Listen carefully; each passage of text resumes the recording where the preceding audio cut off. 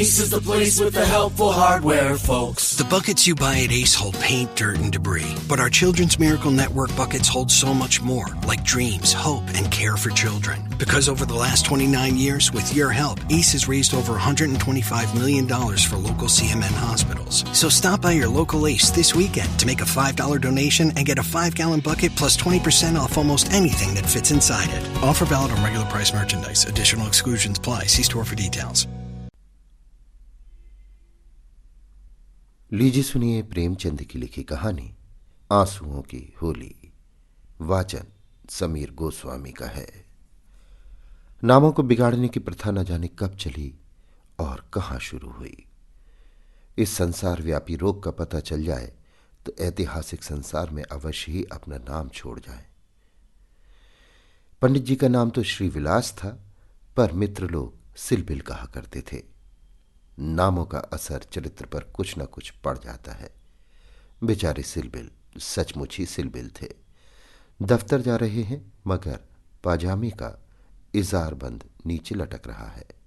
सिर पर felt cap है पर लंबी सी चुटिया पीछे झांक रही है। अचकनियों बहुत सुंदर है। न जाने उन्हें त्योहारों से क्या चिढ़ थी। दिवाली गुजर जाती पर वो भलमानस कौड़ी हाथ में न लेता, और होली का दिन तो उनकी भीषण परीक्षा का दिन था। 3 दिन वो घर से बाहर न निकलते। घर पर भी काले कपड़े पहने बैठे रहते थे। यार लोग टोह में रहते थे कि कहीं बच्चा फंस जाए, मगर घर में घुसकर तो फौजदारी नहीं की जा सकती।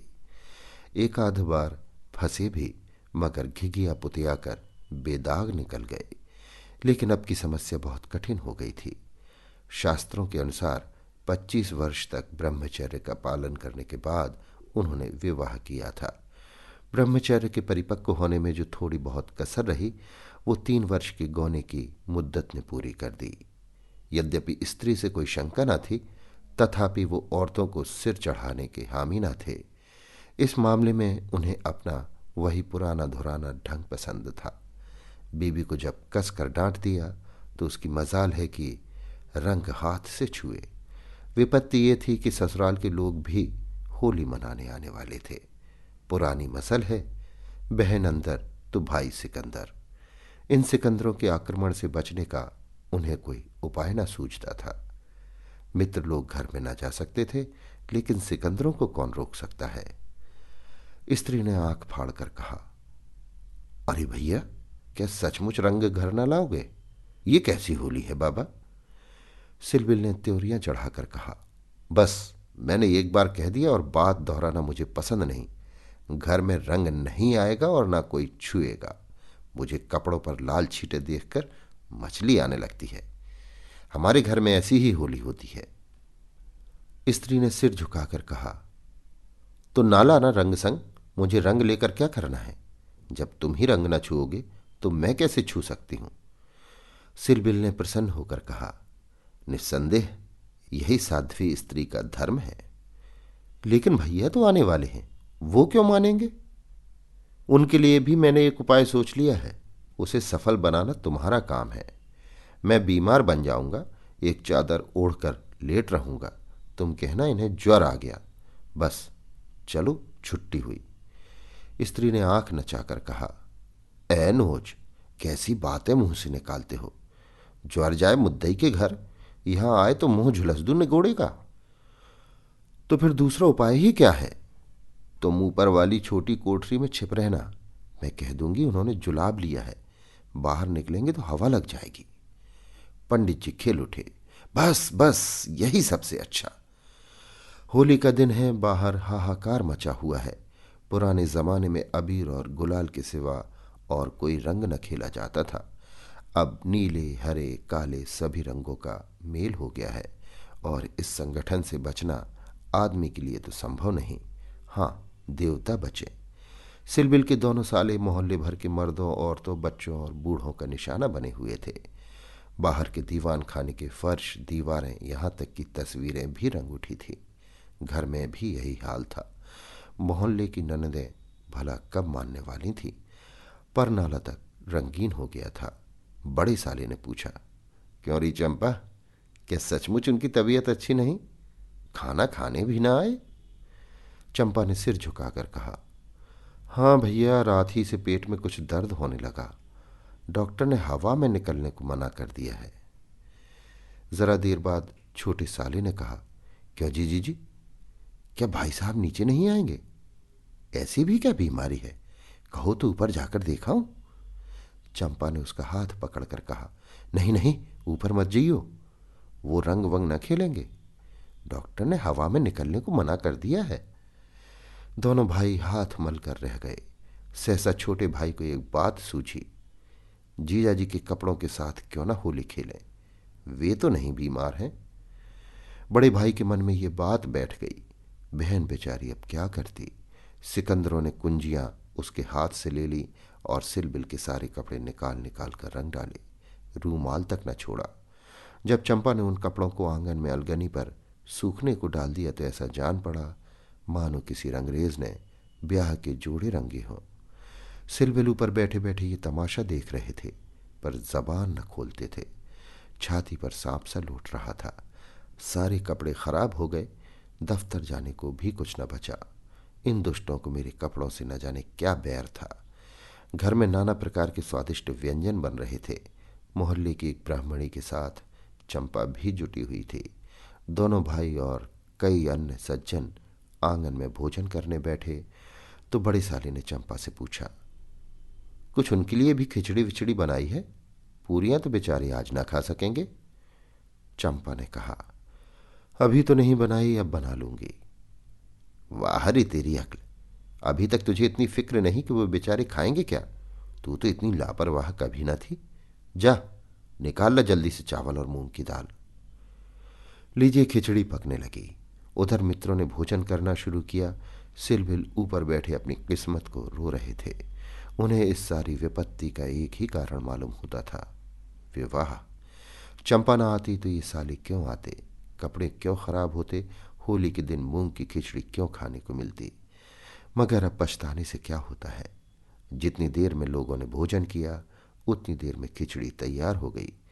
बड़े साले ने खुद चंपा को ऊपर भेजा कि खिचड़ी की थाली ऊपर दे आए। सिलबिल ने थाली की ओर कुपित नेत्रों से देखकर कहा, इसे मेरे सामने से हटा ले जाओ। क्या आज उपवास ही करोगे? तुम्हारी यही इच्छा है तो यही सही। मैंने क्या किया? सवेरे से जुटी हुई हूं, भैया ने खुद खिचड़ी डलवाई और मुझे यहां भेजा। हाँ, वो तो देख ही रहा हूं कि मैं घर का स्वामी नहीं, सिकंदरों ने उस पर कब्जा जमा लिया है। मगर मैं ये नहीं मान सकता कि तुम चाहते तो और लोगों के पहले ही मेरे पास थाली न पहुंच जाती। मैं इसे पतिव्रत धर्म के विरुद्ध समझता हूं, और क्या कहूं। तुम तो देख रहे थे कि दोनों जने मेरे सिर पर सवार थे। अच्छी दिल लगी है कि और लोग तो समोसे और खस्ते उड़ाए और मुझे मूंग की खिचड़ी दी जाए। वाह रे नसीब। तुम 2-4 कौर खा लो, मुझे ज्यों ही अवसर मिलेगा दूसरी थाली लाऊंगी। सारे कपड़े रंगवा डाले, दफ्तर कैसे जाऊंगा? ये दिल लगी मुझे जरा भी नहीं भाती। मैं इसे बदमाशी कहता हूं। तुमने संदूक की कुंजी क्यों दे दी? क्या मैं इतना पूछ सकता हूं? जबरदस्ती छीन ली, तुमने सुना नहीं? करती क्या? अच्छा, जो हुआ सो हुआ, ये थाली ले जाओ। धर्म समझना तो दूसरी थाली लाना, नहीं तो आज व्रत ही सही। एकाएक पैरों की आहट पाकर सिलबिल ने सामने देखा तो दोनों साले आ रहे हैं। उन्हें देखकर ही बेचारे ने मुंह बना लिया, चादर से शरीर ढक लिया और कराहने लगे। बड़े साले ने कहा, कहिए कैसी तबीयत है? थोड़ी सी खिचड़ी खा लीजिए। सिलबिल ने मुंह बनाकर कहा, अभी तो कुछ खाने की इच्छा नहीं है। नहीं, उपवास करना तो हानिकर होगा, खिचड़ी खा लीजिए। बेचारे सिलबिल ने मन में इन दोनों शैतानों को खूब कोसा और विष की भांति खिचड़ी कंठ के नीचे उतारी। आज होली के दिन खिचड़ी ही भाग्य में लिखी थी। जब तक सारी खिचड़ी समाप्त न हो गई दोनों वहां डटे रहे, मानो जेल के अधिकारी किसी अनशन व्रतधारी कैदी को भोजन करा रहे हों। बेचारे को ठूंस ठूंस कर खिचड़ी खानी पड़ी। पकवानों के लिए गुंजाइश ही न रही। 10 बजे रात को चंपा उत्तम पदार्थों का थाल लिए पतिदेव के पास पहुंची। महाशय मन ही मन झुंझला रहे थे। भाइयों के सामने मेरी परवाह कौन करता है? ना जाने कहां से दोनों शैतान फट पड़े। दिन भर उपवास कराया और अभी तक भोजन का कहीं पता नहीं। बारे चंपा को थाल लाते देखकर कुछ अग्नि शांत हुई। बोले, अब तो बहुत सवेरा है, 1-2 घंटे बाद क्यों ना आई? चंपा ने सामने थाल रखकर कहा, तुम तो न हारी ही मानते हो न जीती। अब आखिर ये 2 मेहमान आए हुए हैं, इनकी सेवा सत्कार न करूं तो भी काम नहीं चलता। तुम्ही को बुरा लगेगा, कौन रोज आएंगे? ईश्वर न करे कि रोज आए। यहां तो एक ही दिन में बधिया बैठ गई। थाल की सुगंधमय तरबतर चीजें देखकर सहसा पंडित जी की मुखार बिंद पर एक मुस्कान की लाली दौड़ गई। एक एक चीज खाते थे और चंपा को सराहते थे। सच कहता हूं चंपा, मैंने ऐसी चीजें कभी नहीं खाई थी। हलवाई साला क्या बनाएगा, जी चाहता है कुछ इनाम दूं। तुम मुझे बना रहे हो, क्या करूं? जैसा बनाना आता है बना लाई। नहीं जी, सच कह रहा हूं, मेरी तो आत्मा तक तृप्त हो गई। आज मुझे ज्ञात हुआ कि भोजन का संबंध उधर से इतना नहीं जितना आत्मा से है। बतलाओ क्या इनाम दूं? जो मांगू वो दोगे? दूंगा, जनेऊ की कसम खाकर कहता हूं। ना दो तो मेरी बात जाए। कहता हूं भाई, अब कैसे कहूं? क्या लिखा पढ़ी कर दूं? अच्छा तो मांगती हूं, मुझे अपने साथ होली खेलने दो। पंडित जी का रंग उड़ गया, आंखें फाड़ फाड़ कर बोले, होली खेलने दो? मैं तो होली खेलता नहीं, कभी नहीं खेला। होली खेलना होता तो घर में छिपकर क्यों बैठता? और के साथ मत खेलो, लेकिन मेरे साथ तो खेलना ही पड़ेगा। ये मेरे नियम के विरुद्ध है। जिस चीज को अपने घर में उचित समझूं, उसे किस न्याय से घर के बाहर अनुचित समझूं? सोचो। चंपा ने सिर नीचा करके कहा, घर में ऐसी कितनी बातें उचित समझते हो जो घर के बाहर करना अनुचित ही नहीं पाप भी है? पंडित जी झेंपते हुए बोले, अच्छा भाई, तुम जीती मैं हारा। अब मैं तुमसे यही दान मांगता हूं। पहले मेरा पुरस्कार दे दो, पीछे मुझसे दान मांगना। ये कहते हुए चंपा ने लोटे का रंग उठा लिया और पंडित जी को सिर से पांव तक नहला दिया। जब तक वो उठकर भागे, उसने मुट्ठी भर गुलाल लेकर सारे मुंह में पोत दिया। पंडित जी रोनी सूरत बनाकर बोले, अभी और कसर बाकी हो तो वो भी पूरी कर लो। मैं जानता था कि तुम मेरी आस्तीन का सांप बनोगी। अब और कुछ रंग बाकी नहीं रहा। चंपा ने पति के मुख की ओर देखा तो उस पर मनोवेदना का गहरा रंग झलक रहा था। पछता कर बोली, क्या तुम सचमुच बुरा मान गए हो? मैं तो समझती थी कि तुम केवल मुझे चिढ़ा रहे हो। श्रीविलास ने कांपते हुए स्वर में कहा, नहीं चंपा, मुझे बुरा नहीं लगा। हां, तुमने मुझे उस कर्तव्य की याद दिला दी जो मैं अपनी कायरता के कारण भुला बैठा था। वो सामने जो चित्र देख रही हो, मेरे परम मित्र मनहर नाथ का है, जो अब संसार में नहीं है। तुमसे क्या कहूं, कितना सरस, कितना भावुक, कितना साहसी आदमी था। देश की दशा देख देख कर उसका खून जलता रहता था। 19-20 भी कोई उम्र होती है, पर वो उसी उम्र में अपने जीवन का मार्ग निश्चित कर चुका था। सेवा करने का अवसर पाकर वो इस तरह उसे पकड़ता था मानो संपत्ति हो। जन्म का विरागी था, वासना तो उसे छू ही न गई थी। हमारे और साथी सैर सपाटे करते थे, पर उसका मार्ग सबसे अलग था। सत्य के लिए प्राण देने को तैयार, कहीं अन्याय देखा और भवें तन गई, कहीं पत्रों में अत्याचार की खबर देखी और चेहरा तमतमा उठा। ऐसा तो मैंने आदमी ही नहीं देखा। ईश्वर ने अकाल ही बुला लिया, नहीं तो वो मनुष्यों में रत्न होता। किसी मुसीबत के मारे का उद्धार करने को अपने प्राण हथेली पर लिए फिरता था। स्त्री जाति का इतना आदर और सम्मान कोई क्या करेगा? स्त्री उसके लिए पूजा और भक्ति की वस्तु थी। 5 वर्ष हुए, यही होली का दिन था। मैं भंग के नशे में चूर, रंग में सिर से पांव तक नहाया हुआ उसे गाना सुनने के लिए बुलाने गया तो देखा कि वो कपड़े पहने कहीं जाने को तैयार है। पूछा, कहाँ जा रहे हो? उसने मेरा हाथ पकड़कर कहा, तुम अच्छे वक्त पर आ गए, नहीं तो मुझे जाना पड़ता। एक अनाथ बुढ़िया मर गई है, कोई उसे कंधा देने वाला नहीं मिलता।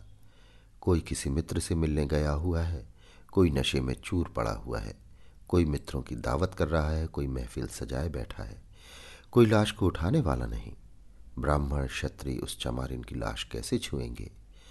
उनका तो धर्म भ्रष्ट होता है, कोई तैयार नहीं होता।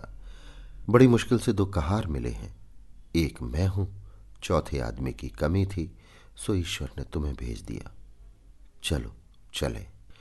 हाय, अगर मैं जानता कि ये प्यारे मनहर का आदेश है तो आज मेरी आत्मा को इतनी ग्लानि न होती।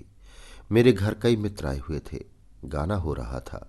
उस वक्त लाश उठाकर नदी जाना मुझे अप्रिय लगा। बोला, इस वक्त तो भाई मैं नहीं जा सकूंगा, घर पर मेहमान बैठे हुए हैं, मैं तुम्हें बुलाने आया था। मनहर ने मेरी ओर तिरस्कार के नेत्रों से देखकर कहा, अच्छी बात है, तुम जाओ, मैं और कोई साथी खोज लूंगा, मगर तुमसे मुझे ऐसी आशा नहीं थी। तुमने भी वही कहा जो तुमसे पहले औरों ने कहा था, कोई नई बात नहीं थी। अगर हम लोग अपने कर्तव्य को भूल न गए होते तो आज ये दशा ही क्यों होती। ऐसी होली को धिक्कार है। त्योहार तमाशा देखने, अच्छी अच्छी चीज़ें खाने और अच्छे अच्छे कपड़े पहनने का नाम नहीं है। ये व्रत है, तप है, और अपने भाइयों से प्रेम और सहानुभूति करना ही त्योहार का खास मतलब है।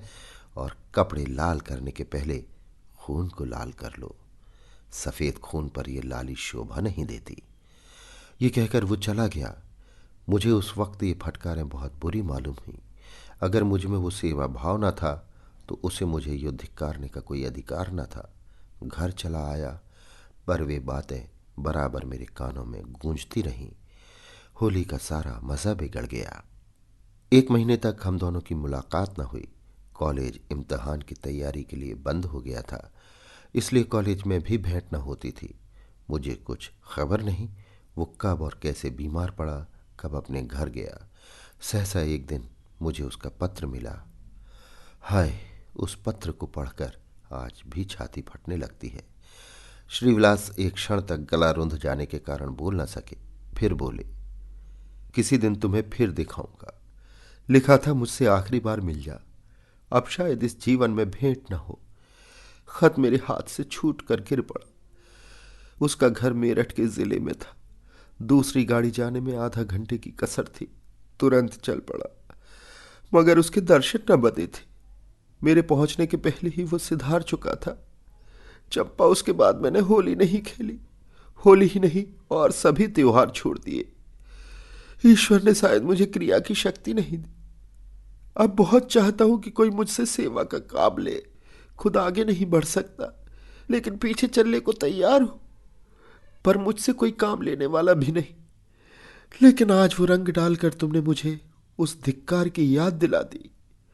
ईश्वर मुझे ऐसी शक्ति दे कि मैं मन में ही नहीं, कर्म में भी मनहर बनूं।